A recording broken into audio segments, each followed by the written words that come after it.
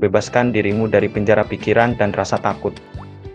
Pernahkah kamu merasa seperti terjebak di dalam kepalamu sendiri? Pikiran tak berhenti berbicara, emosi datang silih berganti, dan kamu lelah mencoba mengendalikannya. Tete Untuk Redesul mengajakmu melihat hidup dari sudut yang berbeda dengan membebaskan diri dari cengkeraman pikiran dan rasa takut, serta menemukan kedamaian yang selalu ada di dalam dirimu. Buku ini bukan sekadar teori spiritual, tapi panduan praktis untuk mengamati, melepaskan, dan membuka hati, bahkan di tengah kesibukan atau rasa sakit yang mendalam. Yang membuatnya istimewa adalah kesederhanaan pesannya yang langsung menyentuh inti kamu, bukan apa yang kamu pikirkan atau rasakan.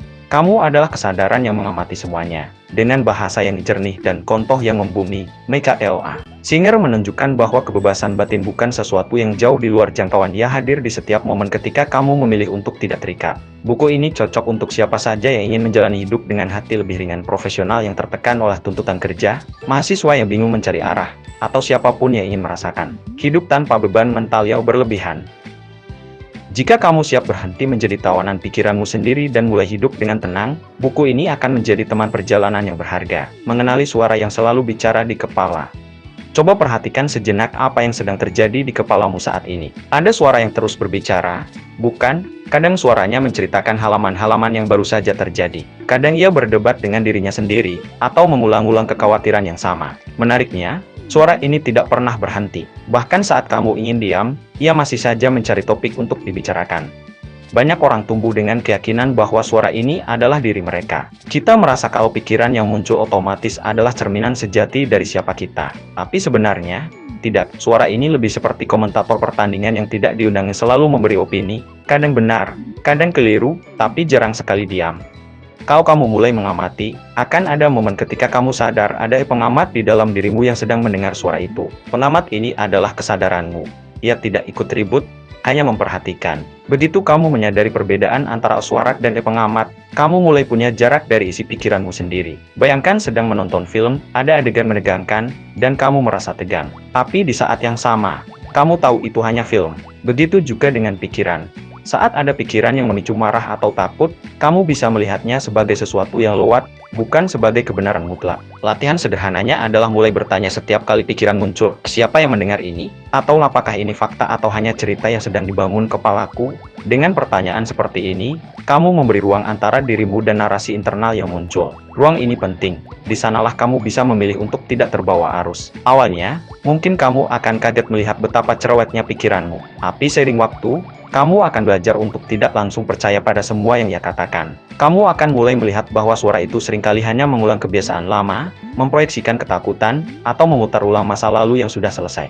Begitu kamu bisa memisahkan antara suara dan dirimu yang sejati, hidup terasa lebih ringan. Kamu tidak lagi menjadi tawanan pikiran sendiri. Kamu tetap bisa mendengar suara itu, tapi tidak harus mematuhinya. Dan disitulah kebebasan batin mulai muncul saat kamu menyadari bahwa kamu adalah pengamat, bukan isi dari pembicaraan di kepalamu. Belajar memisahkan diri dari pikiran dan emosi. Pikiran datang dan pergi seperti awan di langit. Emosi juga begitu, muncul, menguat, lalu mereda. Masalahnya, kita sering menganggap keduanya sebagai sesuatu yang permanen dan mutlak benar. Saat marah, kita merasa dunia memang salah pada kita. Saat cemas, kita percaya semua kemungkinan buruk akan terjadi. Padahal, jika kita mau diam sebentar, kita akan melihat bahwa pikiran dan perasaan hanyalah fenomena yang lewat. Mereka tidak lebih dari gelombang yang muncul di permukaan kesadaran. Cobalah mengingat saat kamu sedang menunggu seseorang yang terlambat. Awalnya mungkin tenang, lalu pikiran mulai memunculkan cerita dia pasti lupa atau ini tidak sopan. Emosi marah atau kecewa ikut naik. Kalau kamu tidak sadar, kamu akan larut, mungkin bahkan mengirim pesan penuh kemarahan. Tapi jika kamu mengambil jarak, hanya mengamati, kamu bisa melihat bahwa yang terjadi hanyalah pikiran sedang bercerita, dan tubuh sedang bereaksi. Mengamati tanpa terjebak artinya membiarkan pikiran dan perasaan itu lewat, tanpa mencoba menahan atau mendorongnya pergi. Seperti menonton lalu lintas di jalan, kamu melihat mobil datang dan pergi tanpa perlu menghentikan atau mengejarnya. Ini bukan berarti kamu menjadi dingin atau acuh, melainkan kamu tidak lagi dikendalikan oleh arus batin yang terus berubah. Menjadi saksi netral adalah kuncinya. Saksi ini tidak menghakimi, tidak menilai, hanya melihat. Saat rasa sedih muncul, saksi hanya mencatat, ada kesedihan di sini. Saat pikiran mengkritik, saksi hanya menyadari, Ada suara yang mengkritik. Dengan latihan, jarak ini membuatmu tidak bereaksi secara otomatis. Awalnya, ini mungkin sulit karena kita sudah terbiasa mengidentifikasi diri dengan isi kepala kita. Tapi semakin sering kamu melakukannya, semakin jelas terlihat bahwa kamu bukanlah pikiran itu, dan kamu bukanlah emosi itu. Kamu adalah ruang tempat semuanya muncul dan menghilang. Ketika kamu bisa memisahkan diri dari pikiran dan emosi, hidup terasa lebih lapang. Kamu tetap mengalami suka dan duka, tapi kamu tidak lagi terombang-ambing. Seperti berdiri di tepi sungai, kamu bisa menikmati aliran air tanpa harus hanyut terbawa arusnya. Bebaskan diri dari pola dan keyakinan membatasi. Banyak dari kita menjalani hidup dengan membawa peta yang tidak pernah kita sadari sedang kita gunakan. Peta ini berisi keyakinan, kebiasaan, dan pola pikir yang kita anggap sebagai kebenaran mutlak. Misalnya, keyakinan bahwa kita harus selalu menyenangkan semua orang, atau bahwa kita tidak cukup pintar untuk mencoba halaman baru. Tanpa sadar, kita membuat tembok di sekeliling diri sendiri dan menyebutnya kepribadian atau karakter. Identifikasi berlebihan dengan peta ini membentuk apa yang disebut sebagai diri palsu. Diri palsu ini adalah kumpulan cerita yang kita ulang-ulang. Saya orangnya pemalu, saya tidak cocok di lingkungan seperti itu, saya bukan tipe yang berani ambil risiko. Cerita ini mungkin terasa nyaman karena memberi rasa aman, tapi pada saat yang sama, ia membatasi langkah kita. Kita berhenti mencoba hanya karena merasa cerita itu sudah menjadi identitas yang tak bisa diubah. Padahal, identitas yang terlalu sempit itu seperti memakai sepatu yang ukurannya terlalu kecil. Mungkin awalnya terasa pas, tapi semakin lama justru membuat sakit. Semakin kita mempertahankan cerita lama tentang siapa kita, semakin sedikit ruang untuk tumbuh. Melepaskan keterikatan pada identitas sempit bukan berarti menghapus semua yang kita sukai atau pedulikan. Ini soal menyadari bahwa kita jauh lebih luas daripada label apapun yang kita pakai. Kita bisa menjadi pendiam sekaligus mampu berbicara di depan banyak orang. Kita bisa suka bekerja sendiri, tapi tetap mampu berkolaborasi. Kita tidak harus memilih satu versi diri dan menutup pintu untuk versi lainnya. Prosesnya dimulai dengan mengamati. Saat kamu berkata saya memang orangnya, berhenti sejenak dan tanyakan, benarkah itu mutlak, atau hanya cerita lama? Terkadang, hanya dengan pertanyaan ini, kamu sudah mulai melihat celah di tembok pembatas. Celah yang memberi sinar bahwa kamu bisa bersikap berbeda jika mau.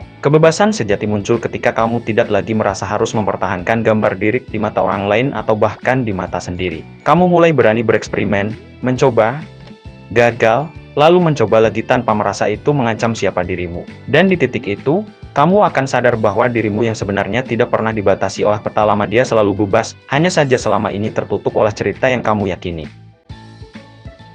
Prosesnya dimulai dengan mengamati. Saat kamu berkata saya memang orangnya, berhenti sejenak dan tanyakan, benarkah itu mutlak, atau hanya cerita lama? Terkadang, hanya dengan pertanyaan ini, kamu sudah mulai melihat celah di tembok pembatas. Celah yang memberi sinar bahwa kamu bisa bersikap berbeda jika mau. Kebebasan sejati muncul ketika kamu tidak lagi merasa harus mempertahankan gambar diri di mata orang lain atau bahkan di mata sendiri. Kamu mulai berani bereksperimen, mencoba, gagal, lalu mencoba lagi tanpa merasa itu mengancam siapa dirimu. Dan di titik itu, kamu akan sadar bahwa dirimu yang sebenarnya tidak pernah dibatasi oleh peta lama, dia selalu bebas, hanya saja selama ini tertutup oleh cerita yang kamu yakini.